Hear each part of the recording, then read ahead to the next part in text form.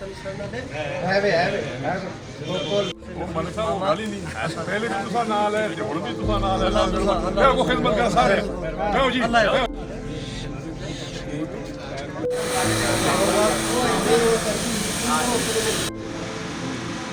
ਇਹ ਕੋਈ ਆਦਮੀ ਚੋਣਾ ਜੈਸਾ ਅਸੀਂ ਜਿਸ ਨਾਲ ਚੱਲਾਂ ਵੀ ਤੇ ਪਤਾ ਵੀ ਲੱਗੇ